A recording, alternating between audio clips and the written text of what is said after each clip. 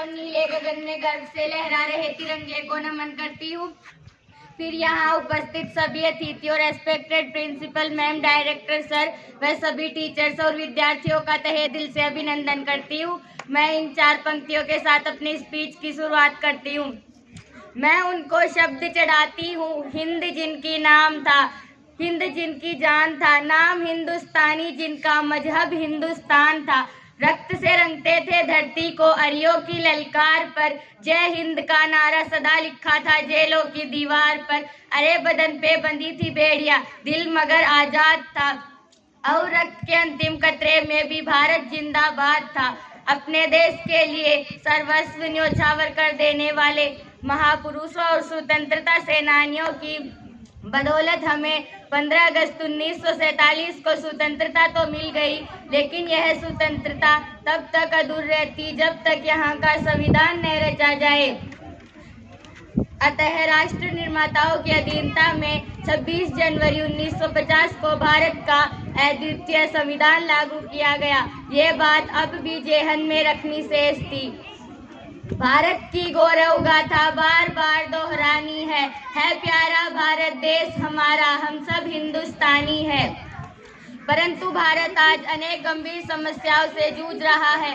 देश में फैली बेरोजगारी, गरीबी, अंधविश्वास, जातिवाद, युवाओं में बढ़ती नशे की प्रवृत्ति, महिलाओं के प्रति बढ़ते अपराध देश के सामने मौजूद विषम परिस्थितियों के कुछ उदाहरण मात्र है। आज देश का युवा जिसके कंधों पर भारत को उसके चरमोत्कर्ष तक पहुंचाने की जिम्मेदारी है, नशे में चूर होकर जीवन की अमूल्य घड़ियों को नष्ट कर रहा है। 4 बोतल वोदका का काम मेरा रोज का ने भारत देश का भविष्य तबाह कर रखा है।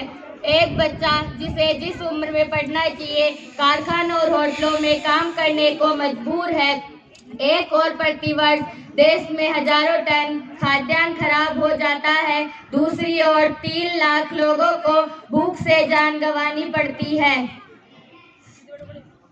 भूख से व्याकुल एक बच्चे की करुण पुकार सुनिएगा, ना मस्जिद को जानते हैं ना शिवालयों को जानते हैं, हम भूखे हैं साहब सिर्फ भोजन के निवालों को जानते हैं। हमें आज बाहरी विध्वंसकारी ताकतों से पहले घर के जयचंदों से लड़ने की आवश्यकता होगी, जो तुच्छ स्वार्थ के वशीभूत होकर समस्त मानवीय मूल्यों को तिलांजलि दे देते हैं।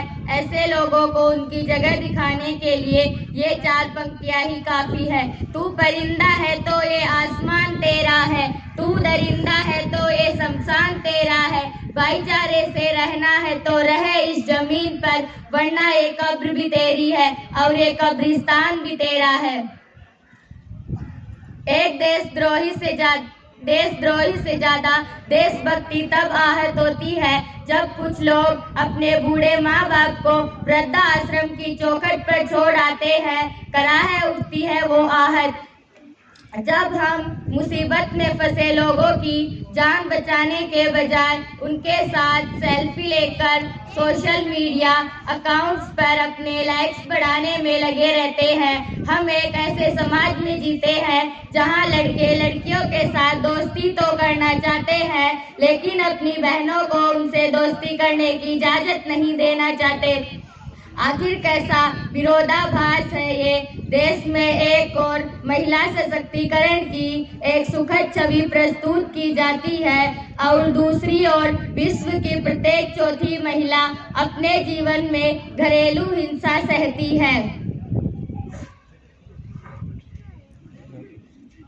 गणतंत्र दिवस की स्वतंत्रता के लिए यह अति आवश्यक है कि हमें अपनी सभ्यता, संस्कृति, मौलिक चिंतन और वैचारिक स्वतंत्रता को बनाए रखें। लेकिन मानो आज ऐसा लगता है मिली राजनीतिक स्वतंत्रता पर विचार प्रतंत्र है, पाश्चात्य चिंतन चरित्र से कहाँ हुए स्वतंत्र है, अभी स्वदेशी तंत्रोपेक्षित मिला कहाँ सम्मान है।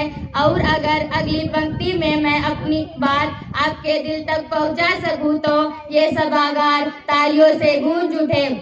अभी स्वदेशी तंत्रोपेक्षित मिला कहाँ सम्मान है, और किसी कोने में बैठा रो रहा संविधान है, और किसी कोने में बैठा रो रहा संविधान है।